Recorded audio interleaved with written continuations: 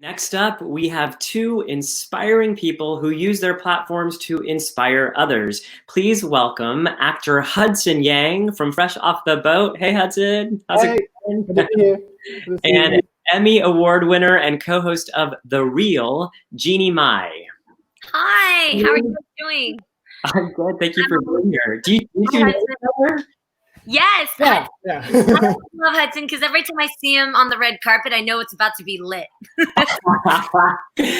We had Hudson on for an Act to Change COVID combo, these webinars that we're doing. We had him, you helped launch our very first one, Hudson, and it has grown exponentially since then. So thank you so much for that. And by the way, I thought of that because of the lit comment, because Hudson brought so much life and so much joy to it. So thank you for that. Hudson, you have been a strong supporter of Act to Change since the beginning. You just joined our advisory council, which we are all so excited about because we definitely want the voices of young people driving the direction of our work. So we're super thrilled about that. I just wanted to ask you, why is standing up to bullying and hate important to you on a personal level? I mean, one thing to me is that I was also bullied when I was younger a lot. Like, not just because I was Asian, but also because of the way I looked and the way I acted, like physically and verbally. And so I feel like I know how much that hurt and how like awful I felt every day when I came home from school.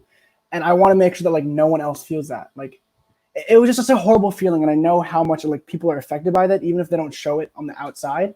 And it just is such a like a big issue. And I'm really like emotional about it whenever I hear about people getting bullied or people getting hurt. I really appreciate you sharing about that so honestly and openly. Do you have any tips for young people on things that made you feel better through it, or the ways you got help? I mean, I had a couple friends who were just always really there for me. Like they defended me and talked to me and helped me through it. And also, like even though it's scary, like telling someone about it, because I didn't want to tell anyone because I thought I would get even more bullied. But then one day I did, and like I ended up actually making friends with the person who bullied me. Right, like I was able to find out why they were doing it and like their motives, and like we actually started like talking about things, and that's when things got better. Right, the person who bullied me started like showing me things that happened to them, and we started bonding over like certain issues that we both had, and then the bullying started to stop. That's amazing. I think that's such an important message, that the idea of like that we can build understanding by actually having conversations and getting to know each other better, and maybe diffuse hate that way is such an incredible message. Thank you so much, Jeannie. I want to bring you in to the conversation. Jeannie, you are so inspirational. You inspire people through fitness, through fashion, through changing people's mindsets by allowing them to feel more confident in who they are. You also wrote an article for People magazine about the rise in anti-Asian racism, and Harper's Bazaar, and I'm going to quote this, said that you are a, quote, voice and light for Asian Americans everywhere. That's pretty amazing. I guess I want to ask you, why is it important to you to speak out and to make people feel better about themselves, and what kind of impact do you hope to have with that? I think it's important to speak out because I cannot believe that when I was a kid, I was reading about racism. I was reading about Jim Crow laws. I was reading about the internment camps, everything that happened in Japan and Cambodia. And we still have the same ish going on today. And I'm sorry, I use that word without using it because that's the lowest grade denominator I can use for a word that describes hating people because of the way they look, or the way that you think they are, or the stereotypes that you've heard. Because at the end of the day, racism is just an idea or a fear or a misunderstanding about someone else. But just the thought of it can turn into an act and can turn into hate. And as we're seeing today, can turn into death.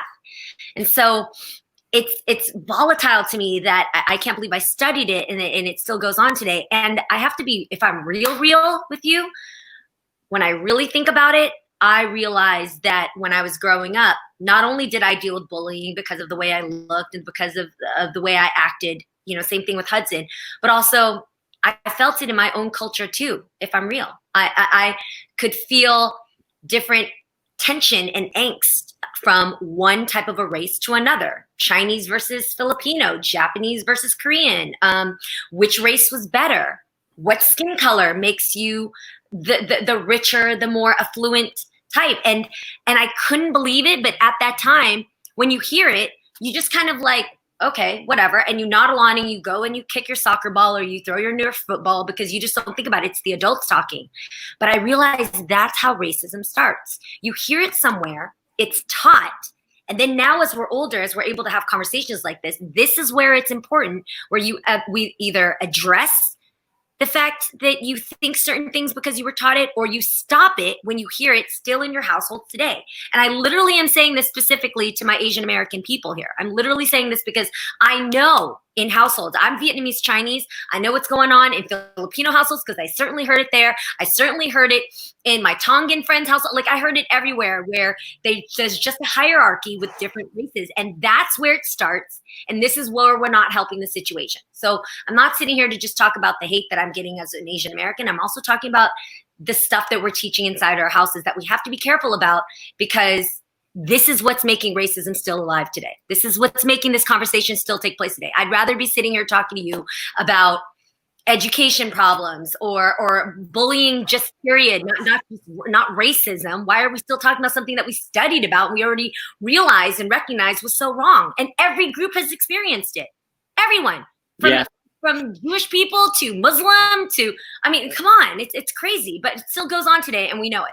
I so appreciate you bringing that up, and I don't know, because I know you guys were like in the waiting room, so I don't know if you got to watch the Helen Zia video, but she really touched on how the Vincent Chin murder brought disparate Asian communities together, possibly for the first time in this country. And I think that's so important. And I think that also everything else that you said, you know, we at Act to Change, we have the full diaspora again of Asian American and Pacific Islander, the Asian American and Pacific Islander community, and that includes, you know, Sikh American and Muslim American, and includes South Asian and Southeast Asian, and we are all one community. But not only are we one AAPI community, but we are also one American community, and we have a big responsibility to stand together with Latinx communities and African American communities and every other community of color, or not even of color, that needs solidarity and support. So thank you so much for saying that. I actually did not know that you were bullied as a youngster, and so I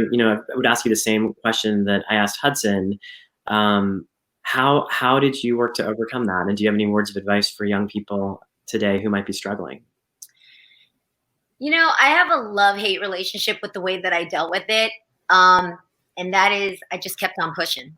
I remember, what I mean by that is, I remember the first time we had, I don't know what you would call it, a hate act towards us. My aunt had this beat up Datsun that she drove, and we had 15 people living in a 3-bedroom home because my parents immigrated here, and when they kind of made enough to sponsor the rest of the family, there's 15 people living there. So I know a lot of neighbors had a lot of things to say about our house, but it wasn't until somebody came and spray painted the word gook on my aunt's car that I was looking at it like, huh? What does that mean? Like, and I was looking at my friend who was Latina, and I was like, what does that mean? She's like, I don't know.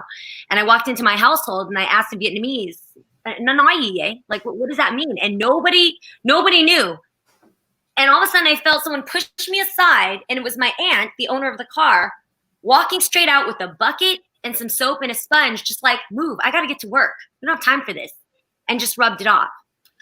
And I bring myself back to this because now that we're talking about racism, it actually, until I started doing interviews, I actually remember the first time I was called a chink, and that kids would come up to me doing this, or they would, do my language and talk like, quack like a duck and all these different things. And at the time, I kind of like my aunt, I just kind of brushed it off and kept on pushing.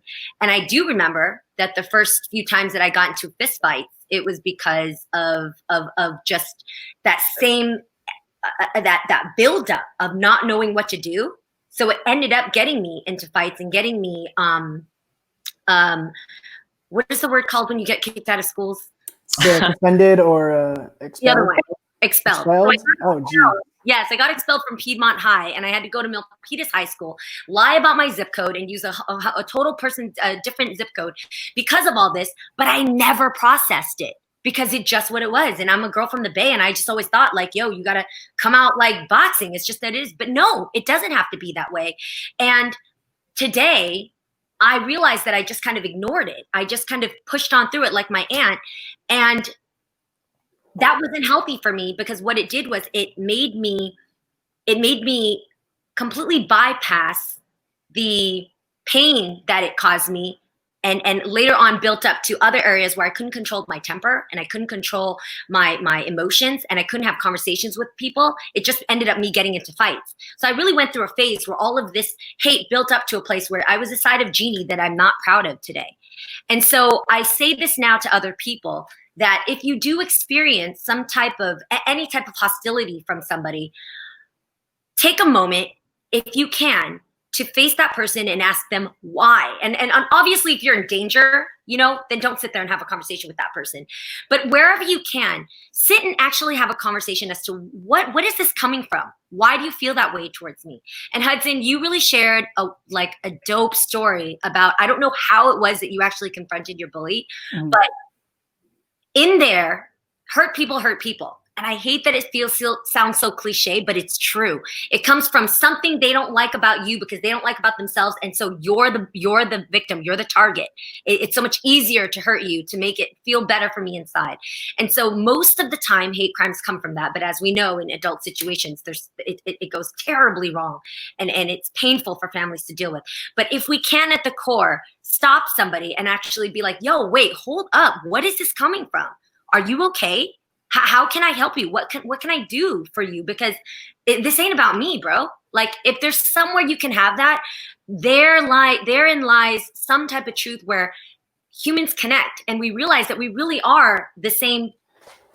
We have the same issues, we have the same cultures, we have the same situation and stories that we come from, but we need to unfold that to learn it, and we need to connect with the people that are in pain. I so appreciate both of you touching on the idea of educating other people, and that's really like something that is very important to us. Make sure people know the issues and making sure that people understand how hurtful their behaviors can be. And I really appreciate, Hudson, you talked about the way it made you feel, which I'm so grateful for you being open about that. And Jeannie, the mental health issues of stuffing it down and not dealing with it. That's something that we don't talk about a lot as a society. We sadly have to move on to our next guest, but I want to thank you both for being here and for supporting this day against bullying and hate. And Hudson, we're going to just keep hitting you up down the line to do more and more for us. And Jeannie, now that I've completely fallen in love with everything you had to say, I hope that you will stay connected to Act to Change. Of course, absolutely. Thank you, guys. Thank you. It's great being here with you too. Yeah, thanks for having me, guys. Thank you so much.